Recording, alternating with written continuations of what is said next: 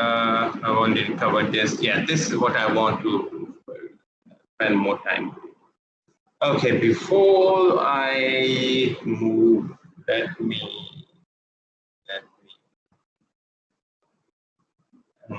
okay, let me explain in a different way. Do I need a bit of white space? Okay, I'll use it here. Okay, gentlemen, wall and a bar, and I am applying force F. What are the reaction forces at point A? What kind?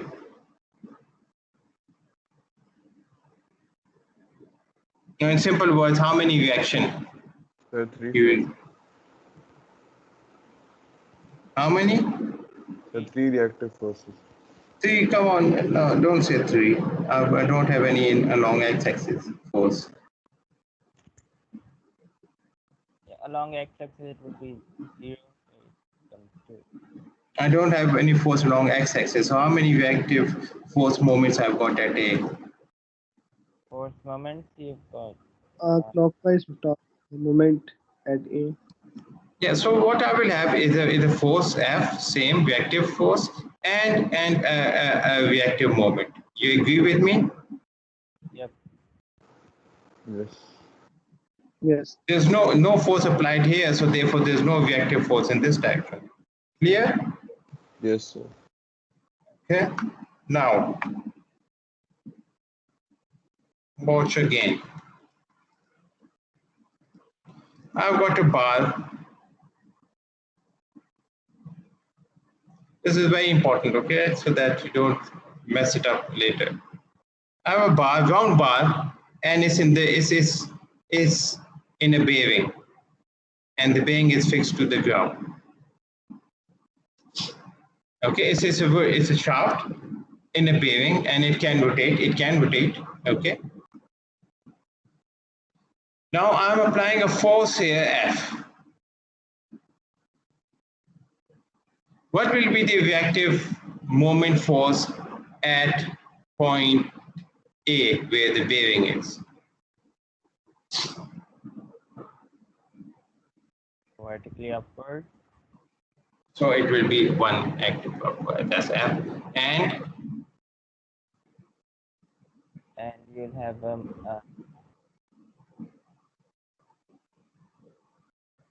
Moment. so this force, can you visualize that this force is trying to bend the shaft? Yep. Can you visualize that? Mm. And the bearing will create a counter moment. You agree? So can you visualize that if I increase the force exponentially, the rod will bend and the bearing will like swing out. Can you visualize that? Yes, sir. Yes, sir. You can.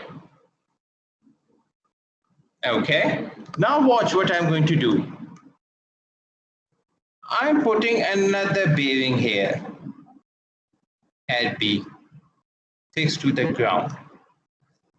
And you said that you will have a force and you will have a reactive moment. Okay. Now, I want you to concentrate at A. B bearing is also fixed. So I've got two bearings, A and B, both fixed. Both are perfectly aligned, okay?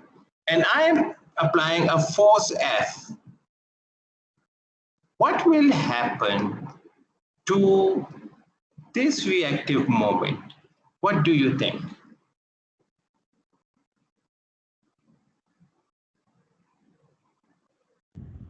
20 degrees.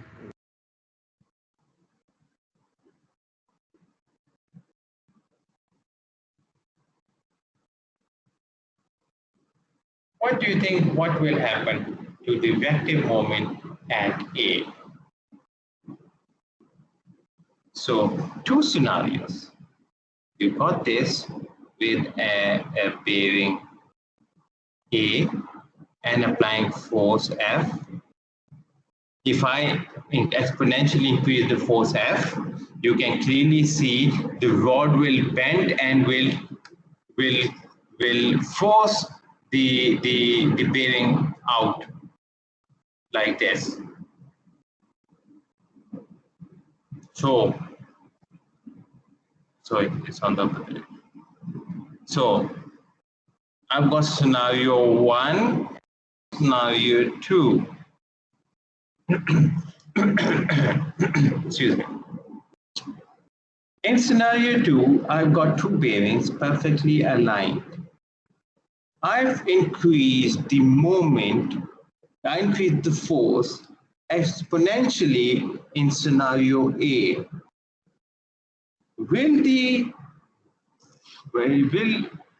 And both bearings are perfectly aligned.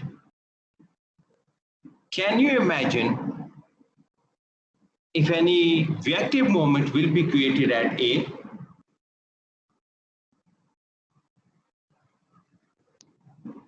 No, sir. And there shouldn't be any reactive moment at A because like it starts to counter it from point B. Yes, you're absolutely right. Because more force I apply at F, this force will change. Yep. There won't be any reactive moment. So, in simple words, remember, if you got two or more than two bearings perfectly aligned, then there is no reactive moment. Is that clear? Yes, sir. Yes, sir. So, is it clear to everyone? Or do you want me to explain it? Sir, the reactive moment shifts from A to B, is it not?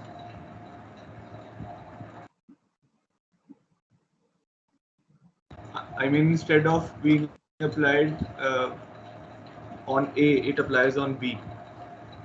What? Sorry, the reactive force? Sir, I'm not getting it. Ke reactive Okay, torque. let me explain it again. Okay, let me explain it again.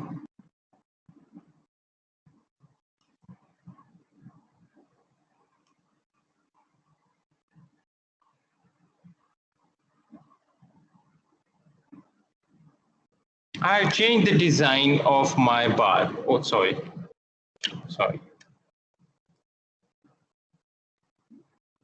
Hold on, sorry.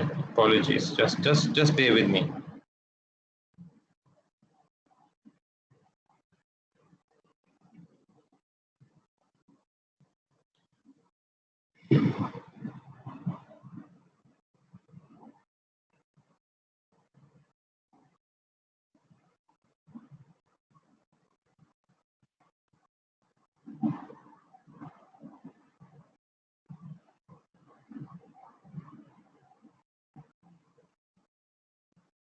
Okay, what I've got here, I've got a long bar.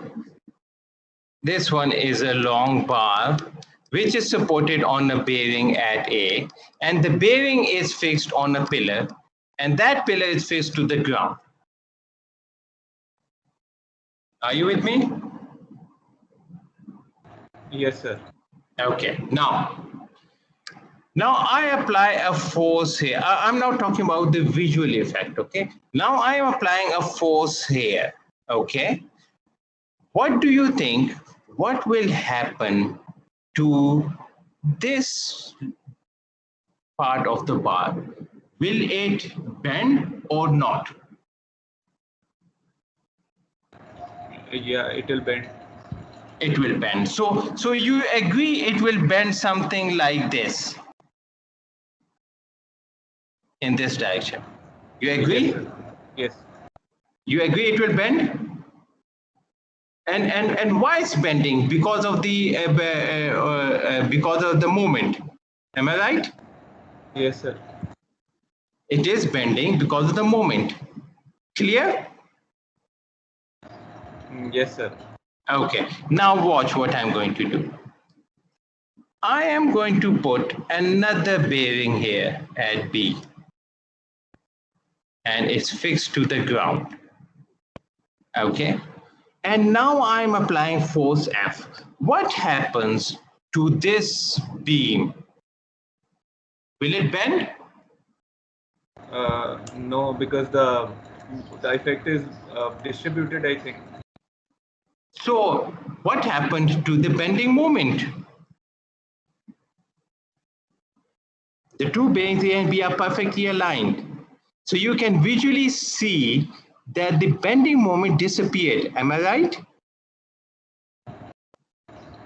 Yes. Is it clear now? Okay, sir. What you're saying is that the bending moment disappears, but another reaction force appears, right? Yes, yes, you will have reaction force. You will have reaction force, but there's no bending moment. And that bending moment disappears because these two reaction force balance the action force. Yes, yes. The two perfectly aligned bearing doesn't allow rotation. Look, if I apply force here on this one, and I take B as a pivot point, it should rotate, but this is not allowing to rotate. So there is a downward force. So there's no bending moment. The force is countering the moment. Is that clear? Yes, sir. Thank you. Okay. So remember, gentlemen, if you've got two or more than two perfectly aligned bearings, you will generate only support reaction force, no reaction moment. If I look at this one, I'm looking at this scenario here. What we've got here, we've got three supports. We've got at A, B, and C. Okay. I can see that if the shaft can rotate in one axis, but the shaft cannot rotate in another axis. But if they are perfectly aligned, there are two or more than two. So here we've got three. So there will not be any reaction moment at A. So look at A, you've only got your reactive force, because the shaft can move in this direction. Therefore, you do not have a component along X. Okay. Similarly, if you look at B, because we've got more than two, we've got more than one, like two or more than two bearings. Therefore, you only see reactive force. And for C, you only see reactive force. Is that clear to everyone? Yes, sir. Sir, why we have taken moment about axis point A? Why we are not taking moment at here? Is that what you're asking? No, sir. I was asking why we have taken moment about point A.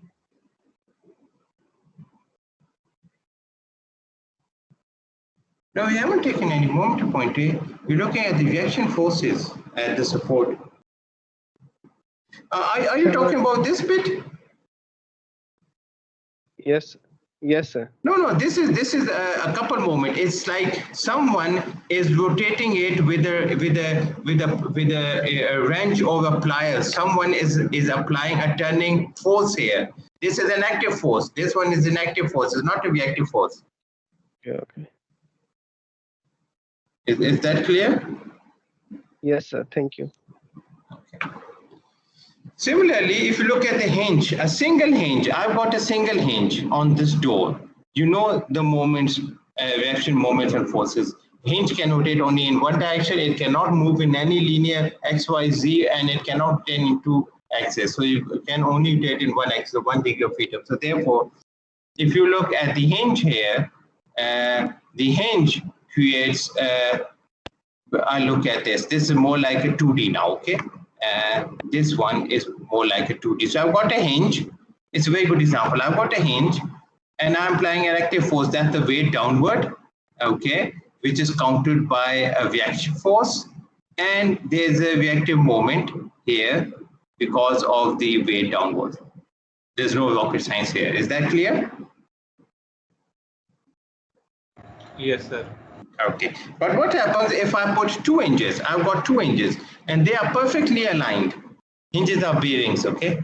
They're perfectly aligned. So I've got the weight. So I've got the weight acting still downward, and what this is trying to do is to rotate the door. When the door it tries to rotate, I will have a reactive force acting here and a reactive force acting here, which balances that effect. Therefore, you do not see any reactive moment at the support. So it's the perfect example of two perfectly aligned bearings or hinges. It's the same effect. You do not see any reactive moment. Is that clear? Yes, sir.